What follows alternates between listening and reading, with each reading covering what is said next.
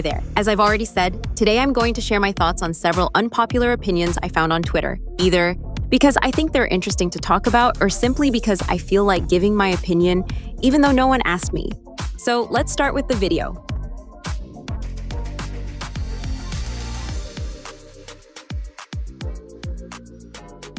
I really wanted to talk about this because it's genuinely a serious issue. The people who actively defend it, saying he shouldn't face legal consequences or arguing that others do far worse things, are either very young and have never taken an economics class, or they're simply letting their fanaticism blind them. It's thanks to taxes that healthcare, education, and many other public services exist. They allow everyone to access essential services, things that would be completely unaffordable if they were privatized. Even though we know governments don't always manage tax money properly, taxes are still what make it possible for everyone, especially people with fewer resources, to have access to healthcare, education, and more. Not paying them isn't just illegal, it's deeply immoral, especially when we're talking about a millionaire like Cha Eun-woo. But he hasn't killed anyone. That argument is ridiculous. You don't have to kill someone for a crime to be wrong or punishable. I understand why people are outraged when they compare the sentence the prosecution is seeking for Eun-woo with the absurdly light and pathetic sentence Tae-il received for his crime. But that doesn't mean Eun-woo shouldn't face legal consequences. If anything, it shows how broken the South Korean penal system is, and how crimes like the one committed by that monster should be punished far more harshly. So to everyone who still defends Eun-woo, most of whom probably couldn't even afford treatments like chemotherapy or other life-saving surgeries, think about this for a second. Do you really think it's fair that people who can barely make ends meet contribute to the well-being of the entire country, while a millionaire dodges his responsibility?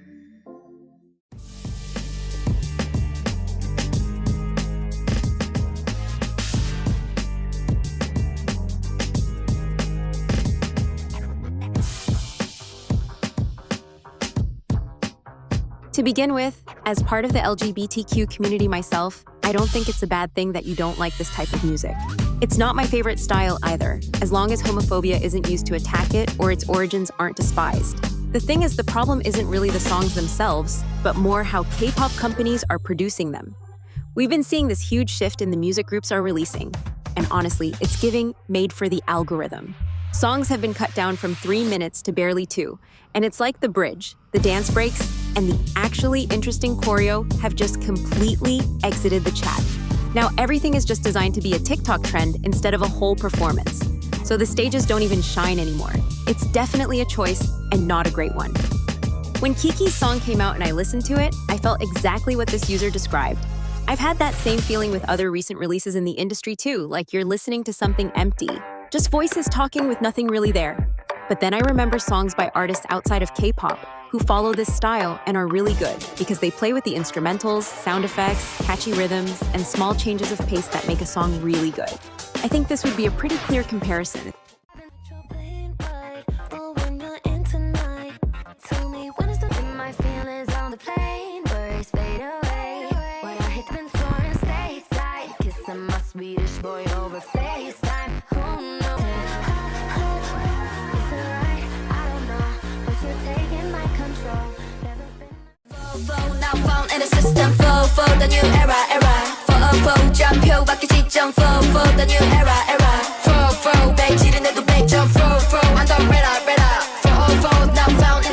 I don't know if it's because they're trying to adapt foreign music styles to the K-pop format or for some other reason, but there are very few cases where this kind of sound is actually well produced in K-pop.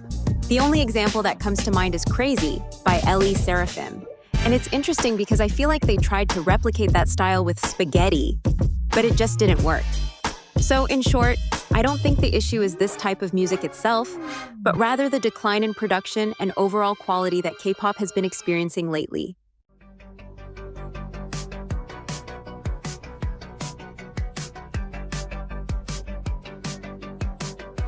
In this case, I strongly disagree with that opinion. I think it's actually very useful when you're just starting to form a group, since it helps define each member's identity and role within the group. It also helps a lot when you're starting to stan a group, especially to distinguish the members, knowing who sings which parts and recognizing their voices. That way, when someone hits a high note, you already know it's not the group's rapper. What I don't understand, though, is the lack of consistency. Like, why does a member who's officially the main vocalist only get 2 lines in every song? So So I get that some people don't care about roles, but I really do think they serve several purposes and exist for a reason, especially from a marketing standpoint, and when it comes to forming the group and defining each member's role within it.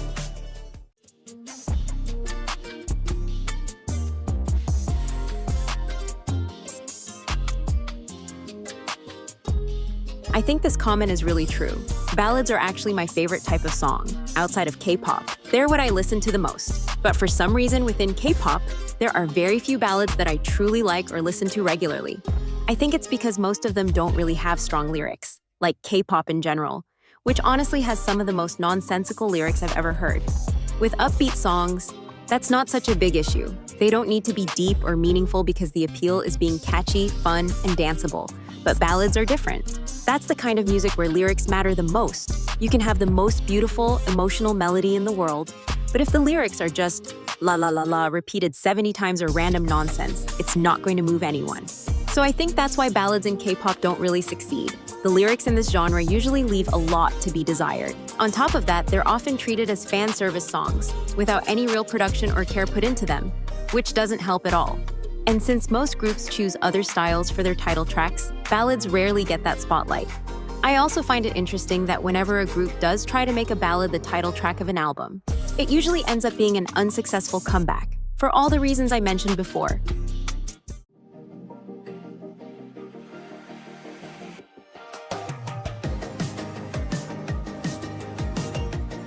I don't even think K-pop fans have a huge parasocial problem, is an unpopular opinion. Like, I honestly think most of us already know and agree on that. The only reason I'm commenting on this tweet is because of the second part. The fact that people actually blame the idols for it, which is wild. That's what I really want to talk about, because lately I've been seeing way too many people doing exactly that. And I'm not gonna lie, every time I read a comment like that, it makes my blood boil.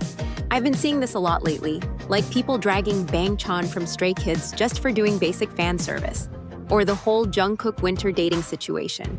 People straight up accused Jungkook of encouraging parasocial behavior just because of how he treats fans, and then turned around and blamed him for not speaking up to stop the insane hate Winter was getting. First of all, that's their private life, both of them, and they don't owe anyone an explanation. And second, idols are not responsible for educating fans or managing their behavior. I know I'm bringing up pretty specific situations, but they honestly explain exactly what I'm trying to say. At this point, we're all old enough, or at least we should be, though I genuinely don't know what kids are doing unchecked on social media, to understand that fan service is just that, part of an idol's job. Most of the time, it's literally planned or encouraged by the company. It doesn't matter if an idol says, "I love you," waves at you at a concert, or even jokes around and flirts a little on paid platforms that are supposed to be for adults anyway. These people do not know you.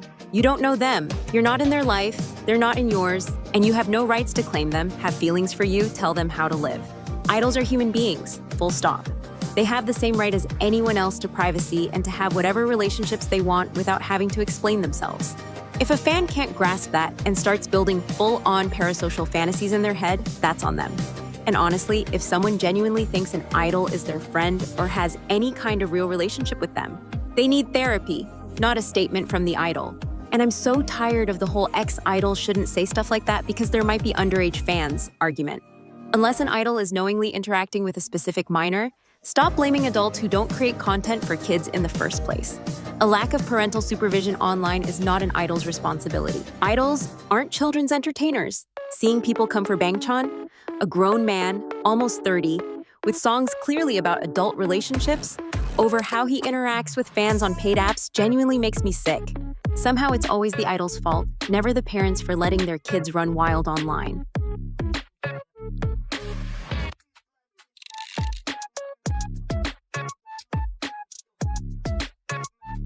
This is the last opinion I want to talk about, and honestly, for a while I felt like I was the only one thinking this. Along with Free, I genuinely think Golden is the worst song in the movie.